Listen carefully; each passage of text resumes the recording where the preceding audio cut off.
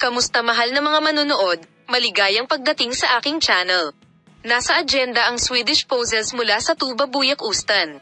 Ang magandang aktres na si Tuva Buyak-Östen, na nag-anunsyo na tinapos na niya ang kanyang relasyon kay Engin Akyurek mga 1 taon na ang nakalilipas, ay nagbahagi ng nakakagulat na mga larawan mula sa Switzerland. Ang mga nakakagulat na paratang at kawili-wiling mga pahayag mula kay Tuva Buyak-Östen, na nakita sa parehong hotel kasama si Engin Akyurek, ay hindi na antala. Ang mga pagpupulong ba ay lihim na ginaganap sa pamamagitan ng mga koneksyon ng magkabilang kamay.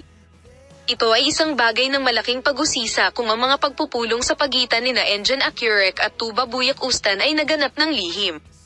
Nagtaas ito ng tandang pananong sa isip kung ang pagpapareserbang ito ay isang pakikipagtulungan lamang o isang emosyonal na pagpupulong. Ito ay naging paksa na mahigpit na sinusunod ng mga manonood sa telebisyon at ng press. Ano ang sinasabi ng kanilang mga karaniwang lupon at magkakaibigan? Ang mahiwagang buhay pag-ibig nina Engin Akyurek at Tuva Buyak-Östen ay lumikha ng labis na kuryosidad at pananabik. Nakatawag pansin din ang mga iniisip at komento ng kanilang mga kamag-anak tungkol sa relasyon ng mag-asawa.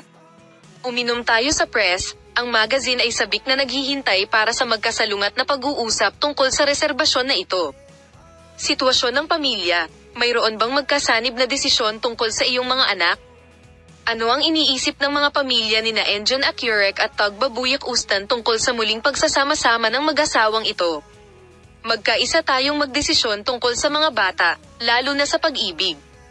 Lubos kaming ikalulugod kung ibabahagi mo sa amin ang iyong mga saloobin at ideya sa paksa sa seksyon ng mga komento. Paalam na makita ka sa mga bagong video.